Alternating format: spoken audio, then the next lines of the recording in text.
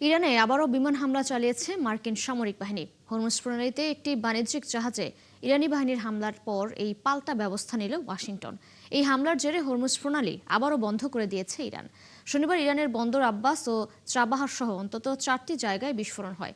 যুক্তরাষ্ট্রের central command CENTCOM এক বিবৃতিতে জানায়, হরমুজ প্রণালী পার হওয়ার সময় সাইপ্রাসের পতাকাবাহী একটি কন্টেইনার জাহাজে আকস্মিক হামলা চালায় ইরানের রেভলিউশনারি গার্ড কর্পস আইআরজিসি। এতে জাহাজটির ইঞ্জিন রুমের মারাত্মক ক্ষতি হয় এবং আগুন ধরে যায়। এই ঘটনার পর থেকে এক বেসামরিক ক্রু নিখোঁজ রয়েছেন। এর জেরে ইরানে এই হামলা চালায় মার্কিন বাহিনী। সেন্টকম আরও জানায়, মার্কিন প্রেসিডেন্ট ডোনাল্ড ট্রাম্পের সরাসরি নির্দেশেই ইরানের সামরিক লক্ষ্যবস্তুগুলোতে এই নতুন হামলা চালানো হয়েছে। বাণিজ্যিক জাহাজের নিরাপত্তা নিশ্চিত করতেই ওয়াশিংটনের এই পদক্ষেপ। ইরানকে চিরতরে নিশ্চিহ্ন করে দেওয়ার হুমকি দিয়েছেন মার্কিন প্রেসিডেন্ট ডোনাল্ড ট্রাম্প। এজন্য হাজারো ক্ষেপণাস্ত্র প্রস্তুত রাখারও কথাও জানিয়েছেন তিনি। জবাবে ইরানও হুঁশিয়ারি দিয়ে বলেছে, যুক্তরাষ্ট্র সমঝোতার প্রতিশ্রুতি থেকে সরে গেলে পাল্টা পদক্ষেপ নিতে প্রস্তুত তেহরানও। দর্শক আরও জানাচ্ছেন নাহিদা রিন্থি।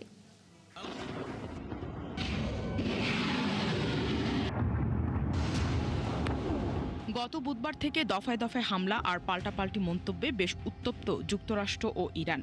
এরই মধ্যে ইরানকে নতুন করে হুমকি দিয়েছেন মার্কিন প্রেসিডেন্ট ডোনাল্ড ট্রাম্প। সামাজিক যোগাযোগ মাধ্যম ট্রুথ সোশ্যালে দেয়া এক পোস্টে ট্রাম্প বলেন, তাকে হত্যার কথা মাথায় আনলেও ইরানকে নিশ্চিহ্ন করে দেয়া হবে। ইরানকে ধ্বংস করতে মার্কিন বাহিনীর পাশাপাশি হাজার হাজার ক্ষেপণাস্ত্র প্রস্তুত আছে বলেও জানান ট্রাম্প। তবে ট্রাম্পের এই হুমকিতে মোটেও ভীত নয় ইরান। উল্টো যুক্তরাষ্ট্রকে কঠোর হুঁশিয়ারি দিয়েছে তেহরান কর্তৃপক্ষ। তাদের অভিযোগ, যুক্তরাষ্ট্র সমঝোতা চুক্তি লঙ্ঘন করেছে। তারা সমঝোতা স্মারক থেকে সরে গেলে তেহরান আত্মরক্ষার জন্য পাল্টা ব্যবস্থা নেবে। এমন হুঁশিয়ারি দিয়েছেন ইরানের পার্লামেন্টারি স্পিকার বাঘের গালিবাফ। এদিকে হরমুজ প্রণালী পুরোপুরি স্বাভাবিক করার জন্য ইরানের উপর চাপ সৃষ্টি করেছে যুক্তরাষ্ট্র। এই নৌ রুট পুরোপুরি খুলে দিতে সময় বেঁধে দিয়েছে ওয়াশিংটন। তবে তাদের হুমকিতে কোনো সাড়া দেয়নি তেহরান। উল্টো হরমুজের নিয়ন্ত্রণ ছাড়তে অস্বীকৃতি জানিয়েছে তারা। অন্যদিকে দুদেশের উত্তেজনা কমাতে এখনও সোচ্চার মধ্যস্থতাকারী দেশগুলো। এরই মধ্যে ফোনে কথা বলেছেন পাকিস্তানের প্রধানমন্ত্রী শেহবাজ শরীফ, ইরানের প্রেসিডেন্ট মাসুদ পেজেশকিয়ান এবং কাতারের আমির Sheikh Tamim bin Hamad Al Thani.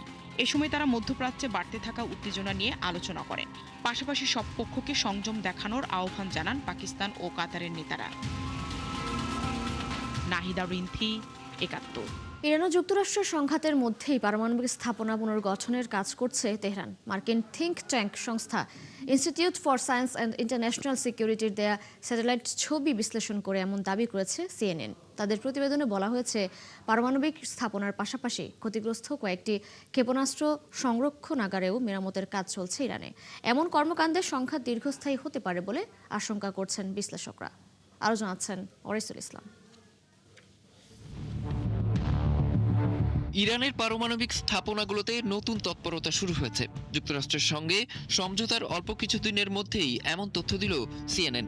যুক্তরাষ্ট্রের সংস্থা institute for science and international সিকিউরিটির কাছ থেকে পাওয়া তথ্য উপাত্ত বিশ্লেষণ করে এমন দাবি করেছে সংবাদ মাধ্যমটি। তারা বলছে, স্যাটেলাইট ছবিতে দেখা গেছে বার্চিন এলাকার একটি পারমাণবিক স্থাপনায় মেরামতের কাজ চলছে। যুক্তরাষ্ট্র ইসরায়েলের যৌথ হামলায় ক্ষতিগ্রস্ত হয়েছিল স্থাপনাটি। ধারণা করা হচ্ছে, পারমাণবিক অস্ত্র তৈরিতে ব্যবহৃত বিস্ফোরক সংরক্ষণ করা হচ্ছে ওই স্থাপনায়। স্যাটেলাইট ছবিতে আরও দেখা গেছে, হামলায় তৈরি হওয়া গর্তগুলোতে বসানো হয়েছে বিশেষ ধরনের জাল। জুন জুলাই মাস জুড়ে এসব মেরামতের কাজ চলেছে। আর এই পুরো সময় জুড়েই যুক্তরাষ্ট্রের সঙ্গে ইরানের সমঝোতা প্রক্রিয়া ছিল চলমান। এদিকে পিক এক্স মাউন্টেন নামের আরেকটি স্থাপনাতেও একাধিক যানবাহনের চলাচল ধরা পড়েছে স্যাটেলাইটে। বিশেষজ্ঞদের মতে, এটাও পারমাণবিক কর্মসূচি সক্রিয় করার সম্ভাবনার ইঙ্গিত হতে পারে। শুধু পারমাণবিক স্থাপনাই নয়, ক্ষতিগ্রস্ত কয়েকটি ক্ষেপণাস্ত্র সংরক্ষণাগারেও মেরামতের কাজ চলছে বলে দাবি করা হয়েছে প্রতিবেদনে। তবে ইস্পাহান, ফেরদো ও নাতানজের মতো প্রধান পারমাণবিক স্থাপনাগুলোতে এখন পর্যন্ত নতুন কোনো নির্মাণ বা মেরামতের আলামত পাওয়া যায়নি বলেও উল্লেখ করেছে সিএনএন। গত জুনে যুক্তরাষ্ট্র ইরানের মধ্যে হওয়া সমঝোতা স্মারকে পারমাণবিক অস্ত্র তৈরি বা সংগ্রহ না করার প্রতিশ্রুতি দেয় তেহরান। একই সঙ্গে আন্তর্জাতিক পরমাণু শক্তি সংস্থার তত্ত্বাবধানে সমৃদ্ধ ইউরেনিয়ামের মজুদ কমানোর বিষয়েও নীতিগত সমঝোতা হয়। তবে চুক্তির অল্প সময়ের মধ্যেই নতুন এই স্যাটেলাইট ছবি সামনে আসায় দুই দেশের মধ্যে আবারও উত্তেজনা বেড়ে যাওয়ার আশঙ্কা করছেন বিশ্লেষকরা। অরিসুল ইসলাম, ৭১। হরমুজ প্রণালী দুটি পৃথক নিয়ন্ত্রণ ব্যবস্থার মাধ্যমে পরিচালনা করার প্রস্তাব দিয়েছে ওমান। নৌপথটিতে জাহাজ চলাচল স্বাভাবিক রাখতে এমন প্রস্তাব দিয়েছে দেশটি। সংশ্লিষ্ট একটি সূত্রের বরাতে এই তথ্য জানিয়েছে মার্কিন সংবাদ মাধ্যম CNN। অবশ্য প্রস্তাবিত এই চুক্তিটি এখনও চূড়ান্ত হয়নি। তবে চুক্তিটি কার্যকর হলে হরমুজ প্রণালীর উত্তর ও দক্ষিণ উভয় দিকে নৌপথই জাহাজ চলাচলের জন্য খোলা থাকবে। অন্যদিকে ইরানের জলসীমার মধ্যে থাকা উত্তর করিডোর দিয়ে জাহাজ চলাচলের ক্ষেত্রে তেহরানের পূর্বানুমতি নিতে হবে। তবে এই বিশেষ ব্যবস্থায় কোনো ধরনের শুল্ক বা টোল আরোপ করা হবে না। গত ফেব্রুয়ারির শেষ দিকে যুক্তরাষ্ট্র ইসরায়েলের শুরু করা যুদ্ধের জবাবে ইরান কার্যত এই কৌশলগত নৌপথটি বন্ধ করে দেয়।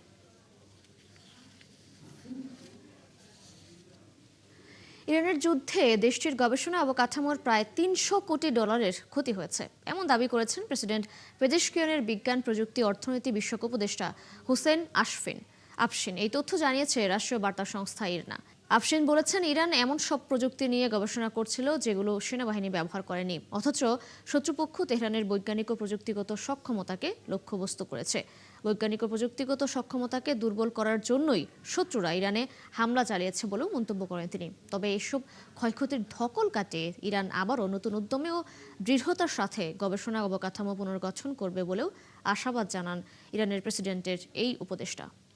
ভারতে আয়রন ডোমের ক্ষেপণাস্ত্র তৈরির পরিকল্পনা করছে ইসরায়েল। তেল আবিবের সূত্রের বরাতে এক প্রতিবেদনে এই তথ্য জানিয়েছে ভারতীয় সংবাদ মাধ্যম এনডিটিভি। ইসরায়েলের প্রতিষ্ঠানটি ভারতের কয়েকটি প্রতিরক্ষা প্রতিষ্ঠানের সঙ্গে যৌথভাবে তামির ক্ষেপণাস্ত্র উৎপাদনের বিষয়ে আলোচনা করছে।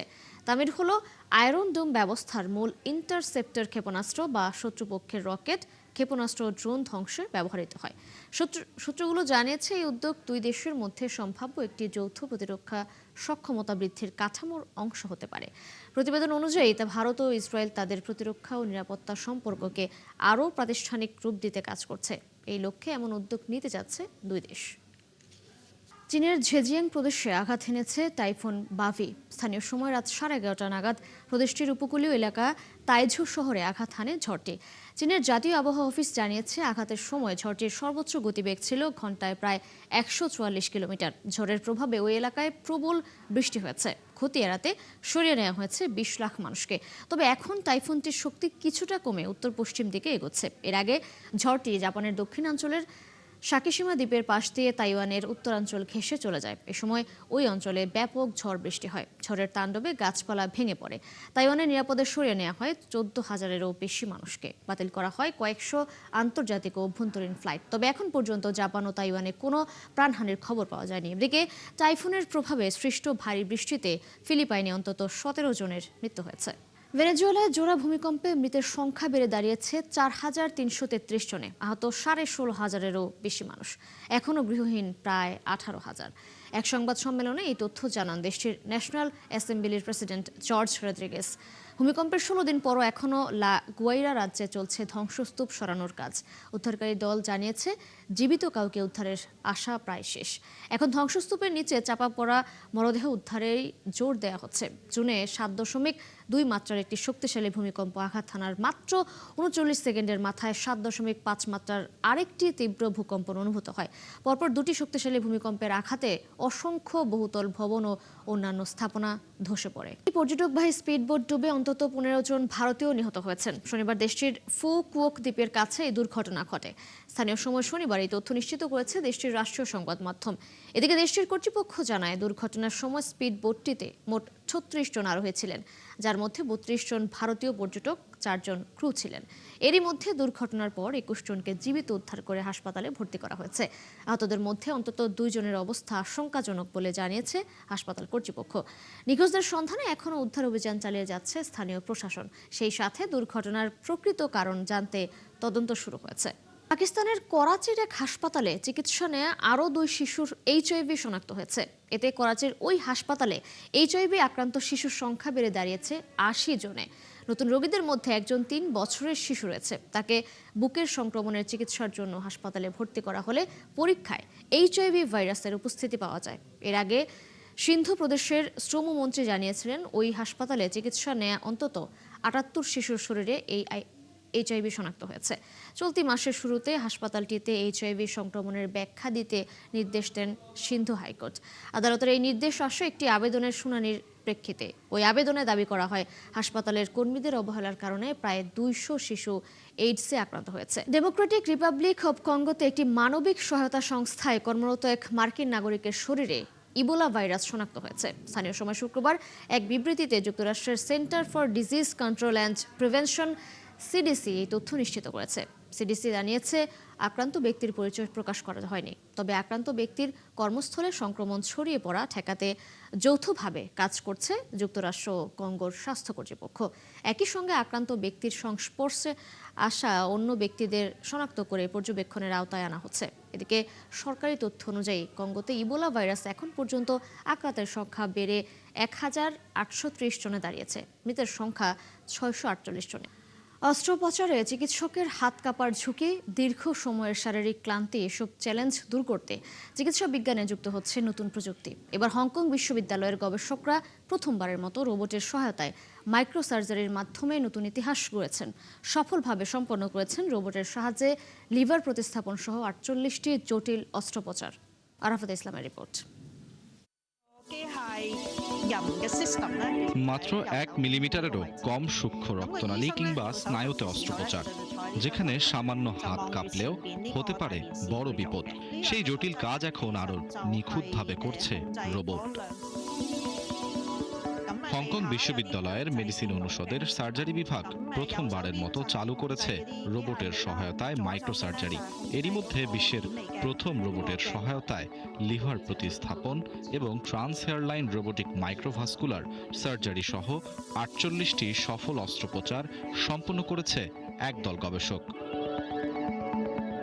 চিকিৎসকদের ভাষ্য, রোবটের 7 ডিগ্রি অফ ফ্রিডম অত্যন্ত সূক্ষ্মভাবে কাজ করতে পারে, ফলে অস্ত্রোপচারের সময় হাত কাঁপার ঝুঁকি একদমই থাকে না এবং অত্যন্ত ক্ষুদ্র রক্তনালী ও টিস্যুতেও নির্ভুলভাবে কাজ করা সম্ভব হয়।